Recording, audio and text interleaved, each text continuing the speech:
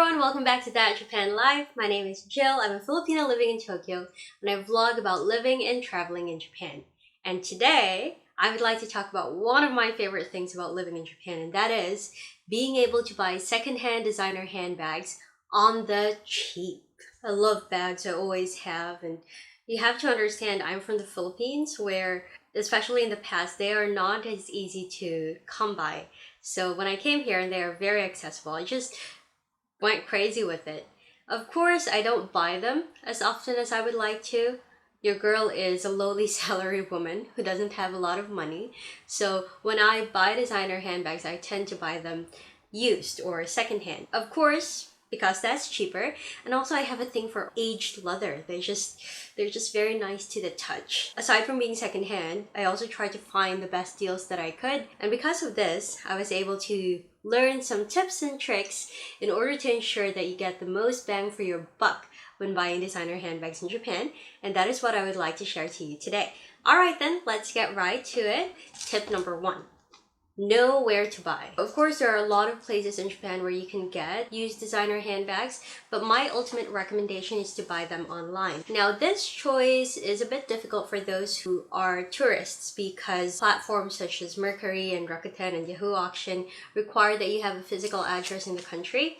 But for example, if you're here in order to visit friends or family, or if you know anyone at all that you can meet during your trip, it is really worth asking them to process the transaction online on your behalf. There's just so much more that can be saved if you buy the bags online, and there's just so much more room for negotiation. People selling online are individuals and they're not businesses, so although they want to sell for a profit, their profit margin tend to be lower than actual shops and actual businesses. And secondly, the people selling online actually don't have a lot of choice. They could either keep the designer things that they no longer use or give it to someone, or they could sell it to recycle shops. But those recycle shops tend to buy things very cheap, believe me. So when I was new in Japan and I didn't know better, I once sold a Balenciaga to them and they bought it for only 7,000 yen. Come on, it's Balenciaga. So actually, the people don't want to sell to the recycle shops. They sell it online. Even if they sell it for not a very high price, it's still higher than what they would get from the recycle shop. So it's still a better choice for them. Also, if they're selling it online, most probably because they want to get rid of it right away. In places such as Tokyo, storage is a problem. Apartments tend to be on the smaller side. Most people would sell items that they no longer have space for. And if that's the case, then they're more open to negotiations as long as you are going to buy the product right away. Now, if buying online is really not an option, don't worry. As I've said, there are a lot of places where you can get them. This could range from really popular high-end secondhand designer shops, or, for example, tourists almost always go to Don Quixote in order to pick up their souvenirs. And actually, Don Quixote also has offerings of used designer handbags. Aside from Don Quixote, all over Japan, there are also shops called recycle shops. Most popular is a chain called Book Off, where there are also a lot of used designer goods. From my experience, places like Book Off and Don Quixote tend to offer discounts every now and then. So if buying online is not an option, I highly recommend going to the recycle shops. You might be able to get yourself a discount. Tip number 2. Know your stuff. I always try to look at my bags as an investment, and if you're watching this, I think you do too. If you're willing to spend that much on one item, then you might as well know the item thoroughly and have enough information in order to know if you're buying the good stuff or not. Yes, this is Japan and they are known for quality products, but when it comes to designer goods, yes, there are fakes out there. So be careful and be sure that you know the product that you want inside out. For instance, if you choose to buy online, 2 of the most popular platforms in Japan are Rakuma and Mercury.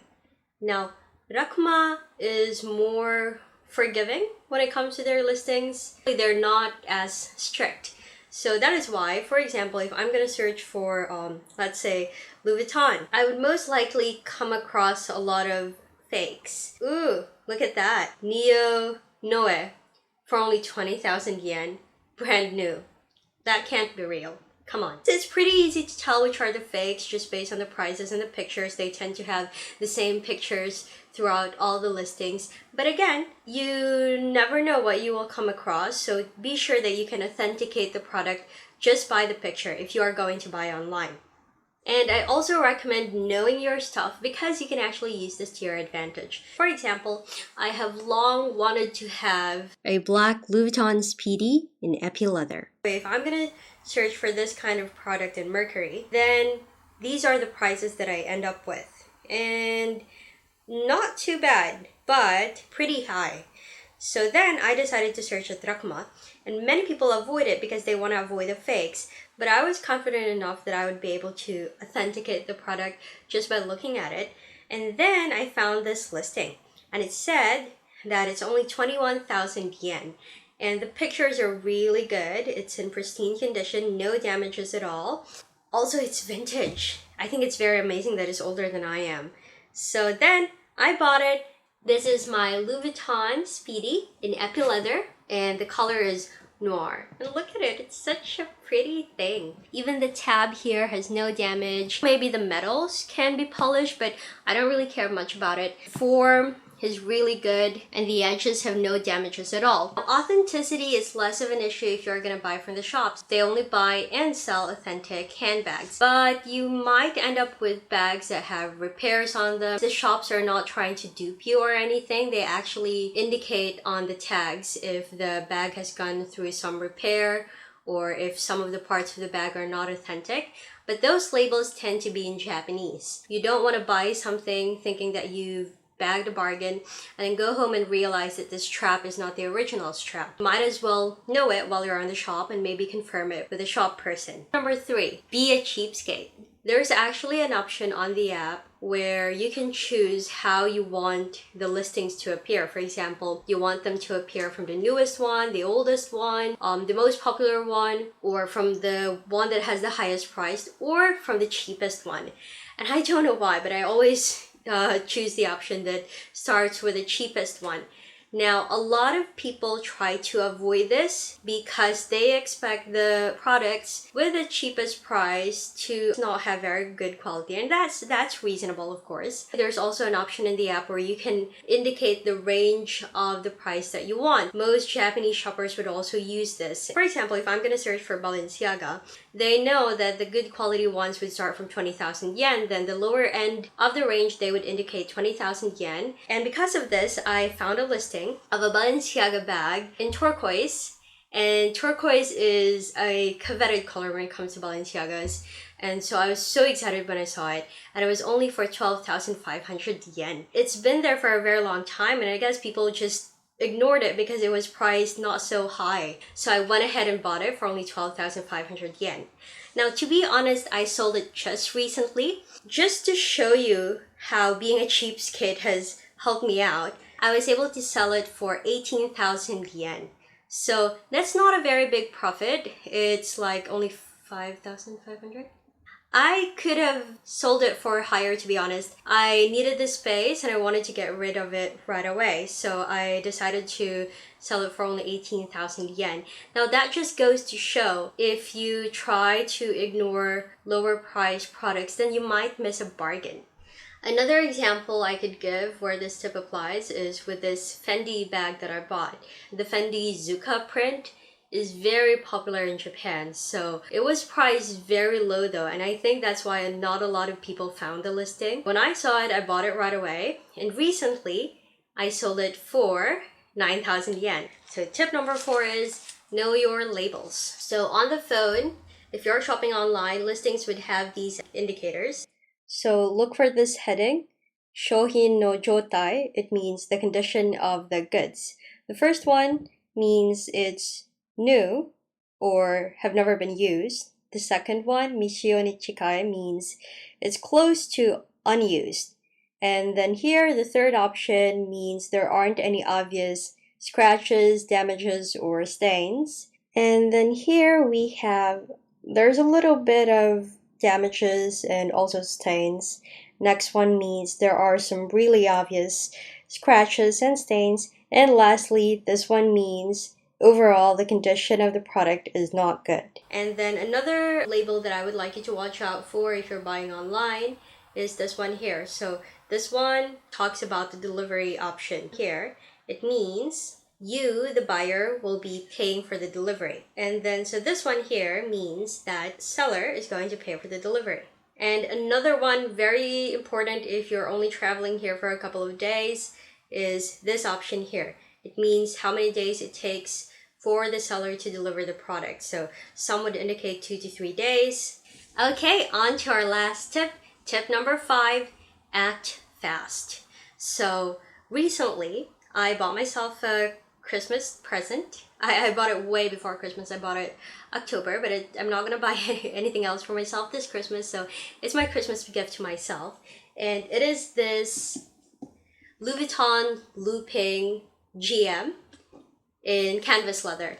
And I've always looked for the looping because it's not a very common design, but still it's a classic Louis Vuitton, so I like it. And I also like how structured the form is. So I've always wanted one.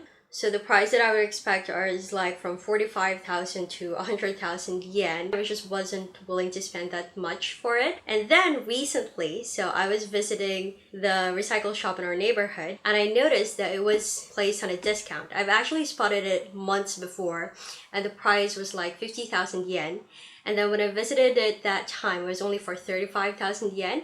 And I was so happy and I got it right away. So online, the update of the listings online are actually crazy fast. It's like, so you go through this and then you refresh it and right away there are like new products. A lot of people are posting every minute, every second of the day.